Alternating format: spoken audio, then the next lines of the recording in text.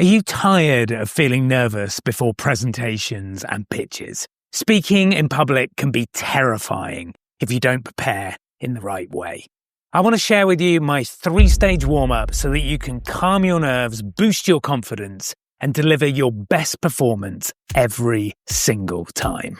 Let's get started. Athletes warm up. Actors warm up. Musicians warm up.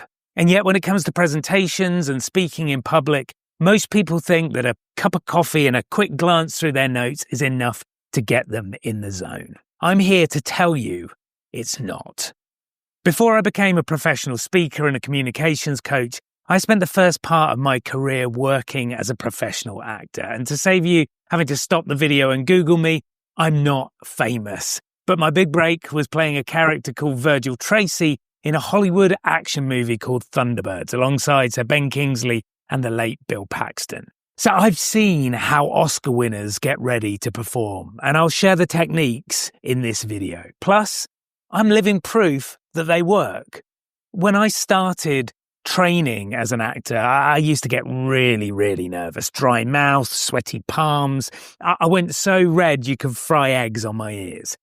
But as I started to learn the secrets of the body, the voice and the mind, everything became easier.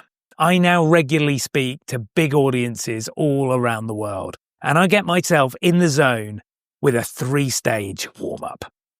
Stage 1 is physical. It's all about getting rid of tension.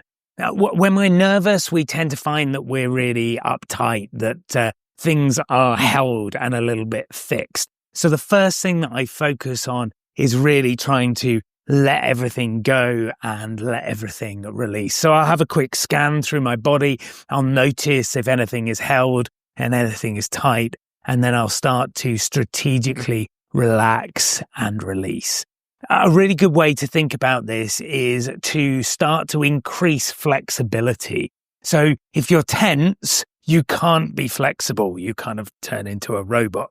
So what we want to do is anything that allows us just to relax and release. The body twists are really good, shoulder rolls, just having a little bit of a shake, a little bit of a dad dance, anything to get the body moving. And a really important place to focus is on your shoulders. You see, the shoulders are things that we read people's body language through. If I allow my shoulders to collapse and come forward slightly, then I start to look a little bit more nervous. This is a form of tension. Or if I start to make myself a little bit bigger and more aggressive, again, a form of tension, then this is sending the wrong signal to my audience. So I want something that's in the middle. A few rolls of the shoulders backwards, really good. And then if you want to follow along, you can walk your shoulders up towards your ears. 3 steps on each side. 1, 2, 3, 4, 5, 6. Squeeze, squeeze, squeeze, squeeze, squeeze. I look ridiculous, but it's having the desired effect. And then you can take a nice deep breath in and sigh out. So this first physical part of the warm-up is all about increasing energy. We can have a little bit of a jump up and down and get ourselves ready. Anything that is going to heighten our sense of being alive and engaged and get us ready to perform. The techniques I've just shared are my go-tos, but what am I missing? Let me know your favorite physical warm-up exercises in the comments. I'm always looking to learn new techniques. Stage 2 is vocal. Now, the aim here isn't to turn you into a Shakespearean actor or an opera singer, but the voice is what allows you to share your ideas with your audience. So if it's flat, if it's dull, if it's boring, so will your message be. In order to warm it up, there are 2 parts to pay attention to. The first is resonance, and the second is articulation. So resonance is all about creating more space and more vibration for the emotion of your message to carry through. Quite often, if our vocal range is condensed, if we're not particularly expressive, if we're just playing kind of 1 or 2 notes, it's because we have a lot of tension happening here in the larynx and everything is a little bit tight and contained. So what you want to do is just think about humming. You can pop in your earphones and hum along to your favorite tune. And also what we want to do is make sure that we've got a little bit of access to pitch. So we want to go from the highest notes right down to the lowest notes. Sirening is really good.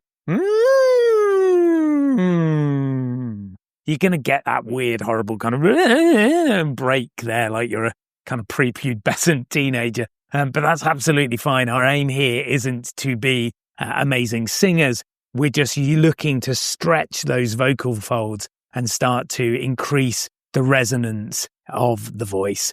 The second thing to pay attention to is articulation. And this is about engaging all of the muscles in the face. So we want to make sure that we're really making things as wide as possible, squeezing everything together, and really starting doing anything essentially to get the mask of the face moving. Now, there is a caveat to this.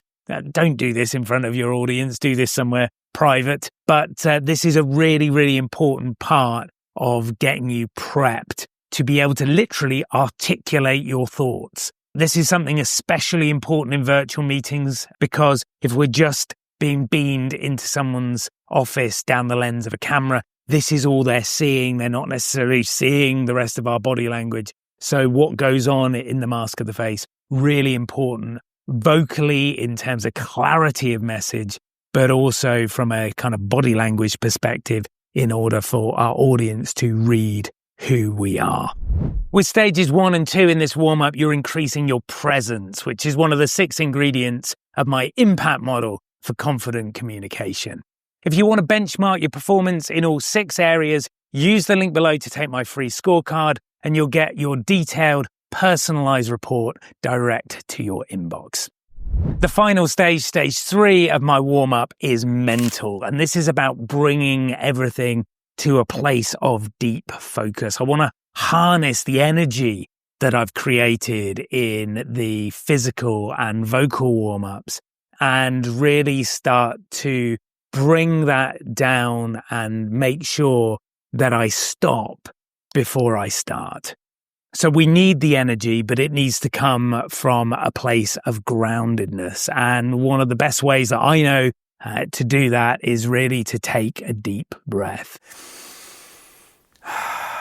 Literally allowing the breath to drop down into the diaphragm, allowing the body to relax. I've always been struck when I've been on a TV set or a film set, how the best actors take that moment of quiet before the director says action. They're not involved in hundreds of other things going on. They're really still and calm and really paying attention to the moment so that when the director shouts action, they're ready to perform. This is also a really useful place in your warm-up sequence to start to visualize the first minute or 2 of what you're going to be doing. Because the more you can key into that, the more you can imagine what you would like to happen, the more likely you are to create it in reality. The right warm-up will kill your nerves and get you in the zone. But if you really want to grow your confidence when presenting and speaking in public, then check this out.